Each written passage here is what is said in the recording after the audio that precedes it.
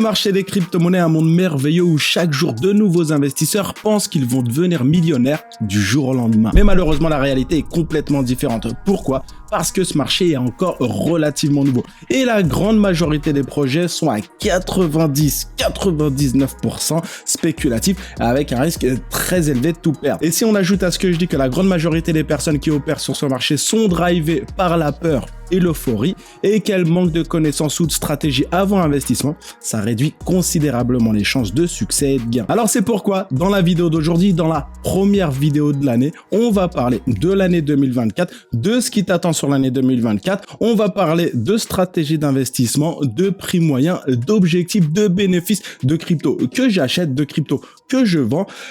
Et je pense que c'est suffisant.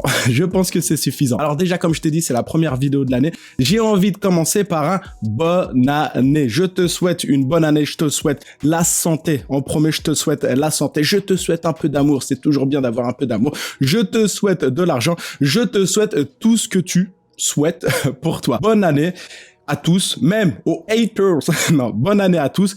Et c'est tout. Allez, on commence. Alors déjà, l'année 2024, ce qui nous attend, je vous en ai parlé dans la newsletter d'hier. Je vous en ai parlé dans la newsletter. Sache que j'envoie une newsletter chaque semaine. Alors, l'année 2023 a été très intéressante, comme je l'ai déjà dit. Et tout laisse penser que 2024 le sera tout autant. Pourquoi ? Déjà, on a le sujet des ETF en 2024. Il est très probable qu'un ETF Bitcoin soit approuvé. Selon les experts de Bloomberg, il y a une probabilité de 90% que cette approbation ait lieu dans les prochains jours, début janvier. Et quand je dis début janvier, c'est vraiment début janvier. Certains parlent de demain, soit le 2, ou après-demain, soit le 3, mardi ou mercredi. On verra, on n'est plus à 1 ou 2 jours près, on verra. Mais de toute façon, si l'approbation n'arrive pas à ce moment-là, elle pourrait être reportée un petit peu plus tard dans le mois. Parce que la SEC devrait prendre plusieurs décisions concernant ces demandes d'ici la fin du mois. Et la plupart de ces décisions doivent être prises vers la mi-janvier. Et si, on sait jamais avec Gary Gensler, et si la SEC retarde toutes les demandes en janvier, la dernière opportunité serait en mars. Mais quoi qu'il en soit,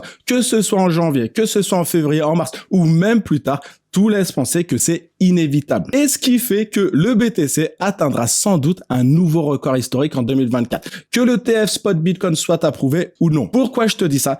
Tout simplement parce que le BTC dépasse généralement son précédent record environ un an avant son top de cycle. Par exemple, à la fin 2016, le BTC a dépassé son record de 2013. Pareil en 2017 et fin 2020, il a surpassé son sommet de 2017. Et fin 2021, il a atteint son ATH à environ $70 000. Alors, en partant de ce principe-là, il est envisageable, j'ai envie de dire envisageable, que le BTC atteigne les $80 000 d'ici la fin de l'année. Et $80 000, je suis très prudent, je prends peu de risques. Je vous ai pas fait une prédiction à $1 million, je vous ai parlé simplement de $80 000. Et pourquoi $80 000 c'est une prévision plutôt prudente? L'approbation des ETF pourrait propulser le BTC encore plus haut en 2024. Après, toujours en 2024, il y aura le halving du Bitcoin.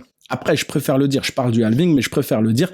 À court terme, je pense que le halving du Bitcoin aura très peu d'effet sur le cours du BTC. Alors oui, en théorie, le halving est censé augmenter le prix du BTC en réduisant l'offre sur le marché. Mais pendant l'halving de 2016, le prix du BTC a augmenté de manière significative en quelques mois. Oui, c'est vrai. Mais lors du halving de 2020, le BTC n'a pas profité de cet événement pour faire exploser son prix. Pourquoi ? Parce que le halving avait été peut-être largement anticipé. Il avait déjà été pricé. Et avec le halving de 2024, ça pourrait se reproduire. Après, compliqué de l'affirmer, c'est pas à mon niveau que je vais pouvoir te confirmer ce que je suis en train de te dire.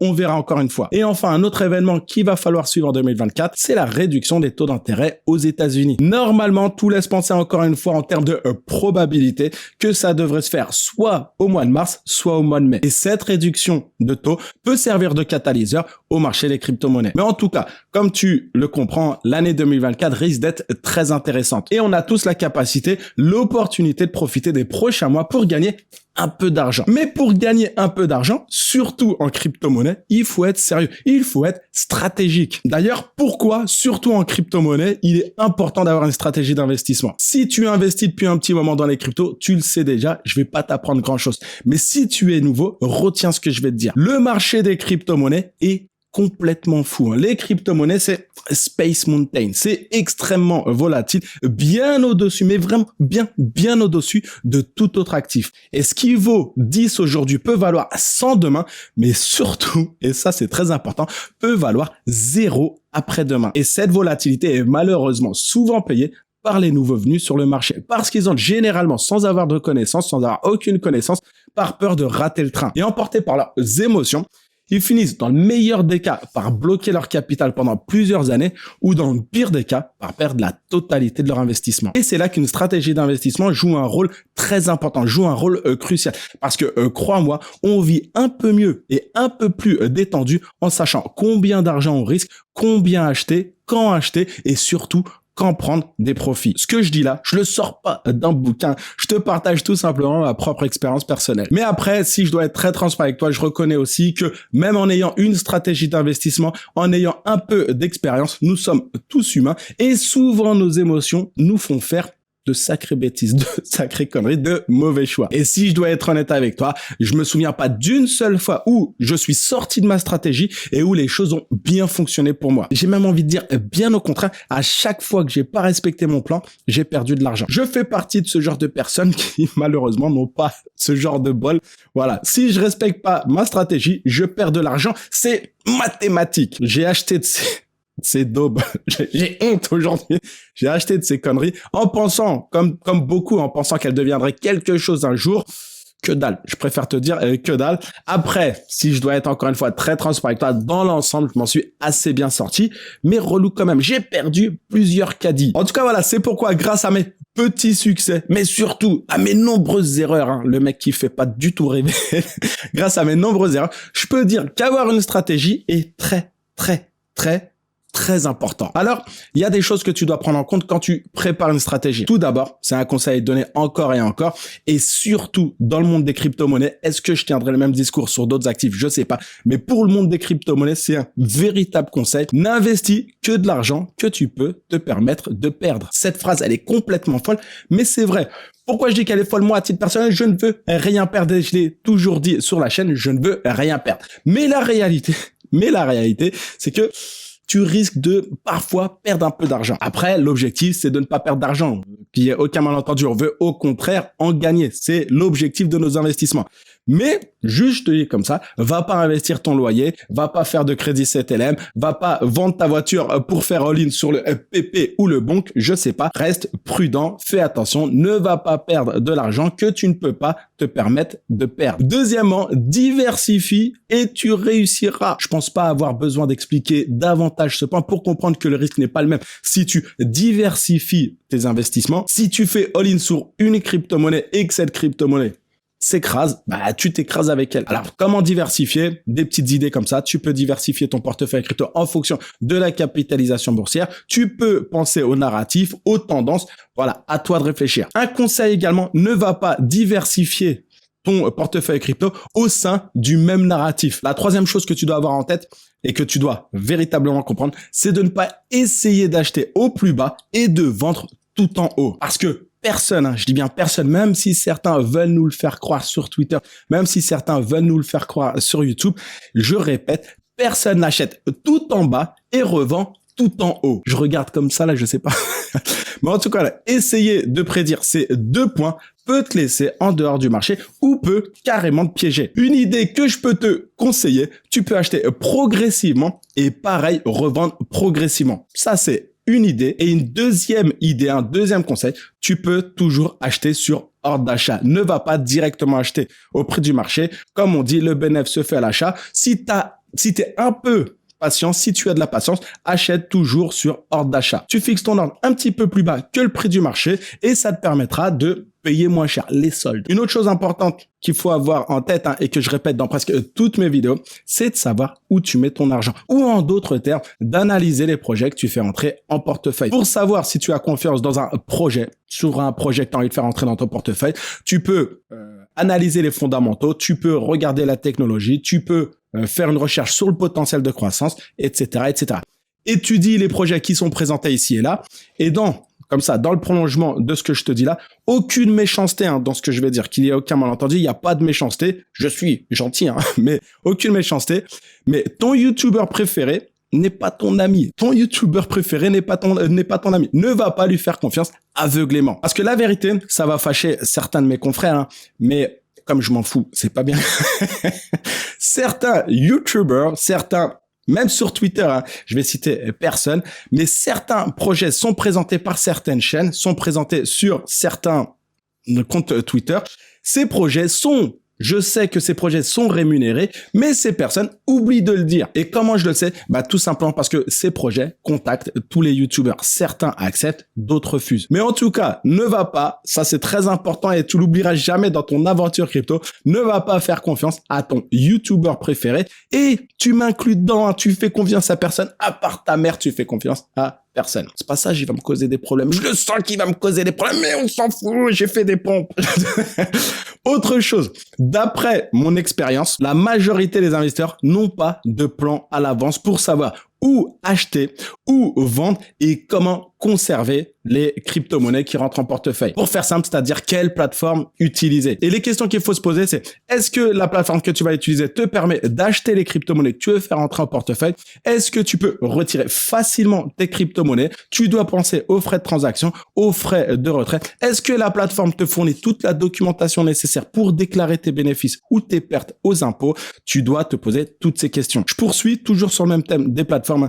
Pour les plus anciens, pensez peut-être à fermer les plateformes que vous n'utilisez plus. Ça vous évitera de la paperasse quand il s'agira de faire sa déclaration d'impôt. À titre personnel, j'ai déjà fermé tout un tas de comptes. J'ai pas de raison de garder ces comptes si je les utilise pas. Et ma dernière recommandation, peut-être la plus importante, ne te complique pas trop la vie à construire une stratégie trop complexe, sinon ça devient l'enfer et derrière tu finiras par improviser. On poursuit. Alors en général, le marché des crypto-monnaies suit le mouvement du Bitcoin. Mais ce que tu dois savoir, c'est qu'il y a également des cycles qui jusqu'à présent sont marqués par ce qu'on appelle des halvings. Les halvings, on en a parlé un petit peu plus tôt. Je vais pas m'étendre davantage sur ce sujet parce que j'ai déjà abordé ce point dans tout un tas de vidéos. Alors dans ces vidéos, je t'explique comment fonctionnent les cycles, comment identifier les phases d'accumulation et de distribution en fonction des halvings. Je te mets toutes ces vidéos en description, tu pourras les regarder derrière. En fait, si on regarde derrière nous, les dernières grandes ventes dans l'histoire du Bitcoin ont marqué le top du marché. Comme ça s'est produit en décembre 2017, lorsque le CME c'est la plus grande bourse au monde pour les trading d'options, a lancé les contrats à terme sur le Bitcoin le même jour où le Bitcoin a presque atteint les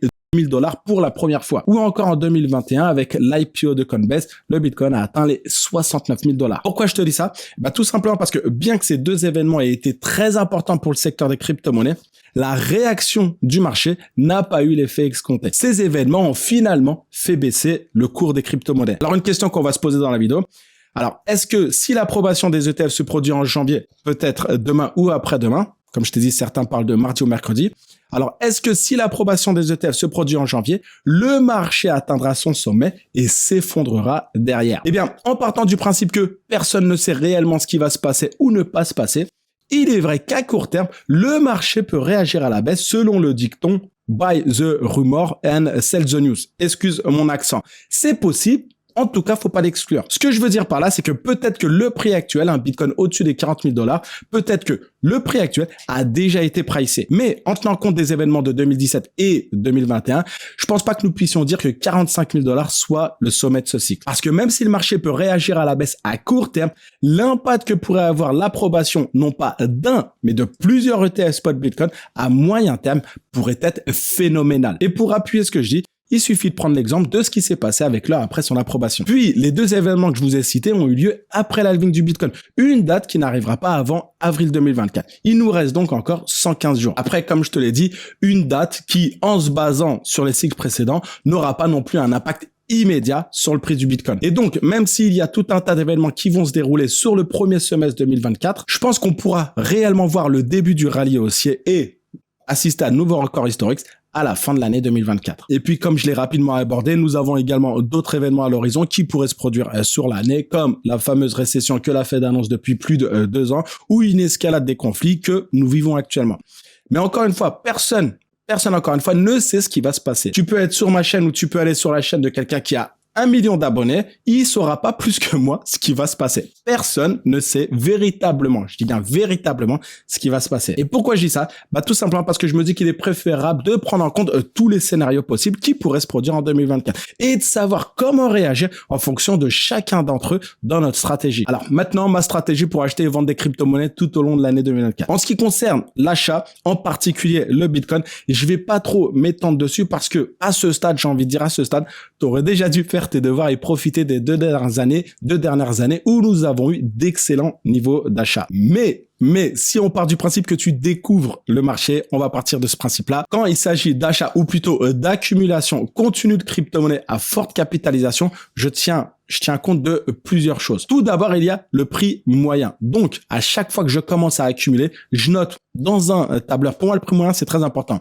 Alors, je note dans un tableur la quantité dans Excel, pour être simple, dans Excel, la quantité que j'ai acheté et à quel prix. Ce qui me permet de calculer le prix moyen. Après, il y a une autre option tout aussi efficace.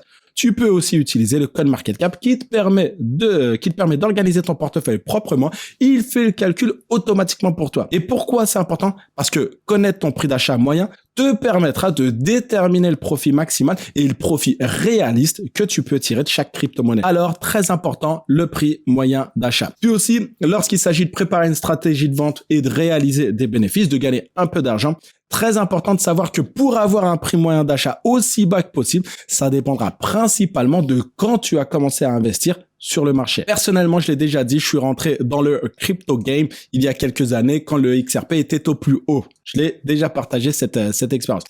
J'ai commencé à acheter quand le marché était tout en haut. Le pire moment pour entrer, je te le dis, le pire moment. Mais au lieu d'abandonner, de me décourager ou de chercher des coupables, j'ai continué d'accumuler à la hauteur de mes moyens. Pourquoi je te dis ça? Tout simplement parce que quand il s'agit d'acheter, une stratégie que tu peux avoir en tête, une stratégie que tu même dois avoir en tête, quand tu vois qu'il y a du FUD, quand tu vois qu'il y a de la peur sur le marché, profite pour acheter. C'est ce que je fais à titre personnel. Plus le marché baisse ou plus il y a de peur, plus j'achète. Et si le prix descend en dessous de mon prix moyen d'achat, ce qui est déjà arrivé, j'achète encore. Pourquoi? Tout simplement parce que j'ai la foi. Je sais comment ça fonctionne. Il faut aussi tenir compte du projet que tu as fait rentrer en portefeuille. Si ton projet est en train de s'effondrer, ce projet n'apporte aucune nouveauté, il est véritablement en train de s'effondrer, là, ta réflexion doit peut-être évoluer. C'est pour ça que je te mettrai une vidéo en description. Faudra que tu penses à la regarder. Je te la mettrai même à la fin du sujet d'aujourd'hui. Il faudra que tu penses à la regarder. Mais attention, je fais ça toujours en gérant mes stablecoins, toujours en gérant ma liquidité, sans investir 1 euro de plus que j'ai alloué aux crypto-monnaies. Pourquoi? Parce que j'ai vu beaucoup de gens qui, lorsque le Bitcoin a commencé à baisser en 2022 à 40 000 $, avaient déjà épuisé leur liquidité. Et dans le cadre de ta stratégie, il faut toujours avoir un petit peu d'argent de côté. Après, cette stratégie, elle fonctionne pour moi, ça veut pas dire qu'elle fonctionnera pour toi. Puis après, c'est une stratégie que j'ai appliquée sur des crypto-monnaies comme le Bitcoin ou Ethereum ou certaines crypto-monnaies à forte capitalisation boursière que j'avais déjà dans mon portefeuille. Et par contre, très important, malgré tout ça, ce que tu dois savoir, c'est qu'il y a toujours un risque. Regarde ce qui est arrivé à Luna, regarde ce qui est arrivé au FTT. C'est pour cette raison que la meilleure stratégie est celle qui te convient le mieux, celle qui convient à tes besoins et à ton profil d'investisseur. Mais à titre personnel et dans le cadre de ma stratégie, si un événement se produit qui entraîne une correction du marché en 2024, ça me fera pas peur, j'en profiterai pour accumuler. Maintenant, une question que tu te poses peut-être, quel est le meilleur moment pour vendre? Eh bien, ne t'inquiète pas, c'est une question que tout le monde se pose. Mais la première question que tu devrais te poser lorsque tu envisages d'acheter n'importe quelle crypto-monnaie est la suivante. Pourquoi et dans quel but j'achète cette crypto? Je pense que dans 99% des cas, la réponse elle est très simple, on veut gagner de l'argent. Tu peux me mettre dans les 99%, je m'en suis jamais caché. Mais avant d'acheter, tu dois faire ta propre analyse et tu dois chercher à savoir pourquoi tu achètes cette crypto-monnaie en particulier. En plus de toutes les informations que tu peux facilement trouver sur le CoinMarketCap, comme le prix actuel, depuis combien de temps elle est sur le marché, quel est son ATH, son record de prix, quel est son record historique en termes de capitalisation boursière, sa supply, etc., etc. Savoir tout ça, c'est très important pour construire une stratégie de vente. Parce que c'est pas la même chose, par exemple, d'investir 10 000 $ dans le Cardano, on va citer le Cardano comme exemple, avec un prix moyen d'achat à 25 cents, que d'acheter avec un prix moyen de 1 $. Et pourquoi je te dis ça?